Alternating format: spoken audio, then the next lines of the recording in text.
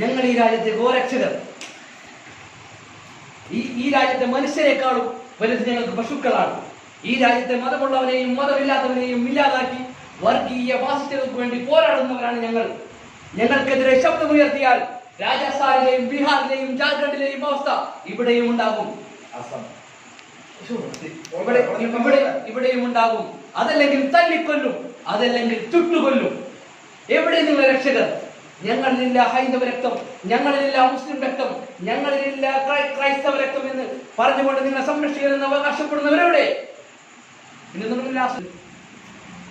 ഞങ്ങളില്ല ഹൈന്ദവ രക്തം, ഞങ്ങളില്ല ക്രിസ്ത്യൻ രക്തം, ഞങ്ങളില്ല മുസ്ലിം രക്തം എന്ന് അവകാശപ്പെടുന്നവർ, നിങ്ങളുടെ സംരക്ഷകൻ എന്ന് അവകാശപ്പെടുന്നവരുടെ ഇതെല്ലാം എല്ലാവരുടെയും ഓർമ്മയിലിരിക്കരുത്. ഇല്ലടാ, ഒരു പക്ഷേ നിങ്ങൾക്ക് ഞങ്ങളെ എല്ലാവരും ചെയ്യാൻ കഴിഞ്ഞേക്കാം. പക്ഷേ ഞങ്ങൾ പോലും ഇവിടെ 1000 നന്മയുടെ പോരാട്ടം ഉയർത്തിയെടുക്കപ്പെടും. അവർ നിങ്ങളുടെ കഥ കളിക്കും. അതിന് വിദൂരമല്ല. മനോഹരമായ മുദ്രാവാക്യം. നിങ്ങളെ സംരക്ഷിക്കുമെന്ന് പറഞ്ഞ് നിങ്ങളുടെ സംരക്ഷണം അവകാശപ്പെട്ട് നിങ്ങളുടെ വോട്ടും വാങ്ങി ഞങ്ങൾ കോശാല പാടുന്നവരെയാണോ നിങ്ങൾ ഇനിയും കാത്തിരിക്കുന്നത്? ഇതല്ലാതെ നിങ്ങൾക്ക് എന്തെങ്കിലും പറയാനുണ്ടോ? ഉണ്ട്, പറയാനുണ്ട്. അത് ചോദിക്കാൻ നീ ആരടാ? ഞാനോ?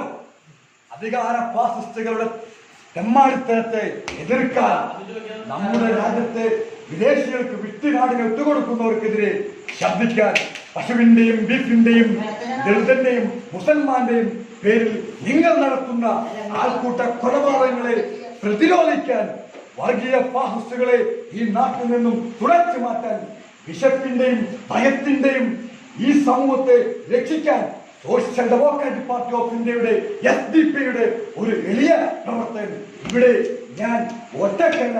മതത്തിന്റെയും ഹിന്ദുവിന്റെയും ക്രിസ്ത്യാനിയുടെയും മുസൽമാന്റെയും രാജ്യത്തിനായി നമുക്ക് ഒന്നിക്കണം. ഒന്നായേ തീരൂ. വാ, നമുക്കൊന്നിക്കാം. SDP സിന്ദാബാദ്, ഇൻക്ലാബ് സിന്ദാബാദ്, രക്തസാക്ഷികൾ സിന്ദാബാദ്.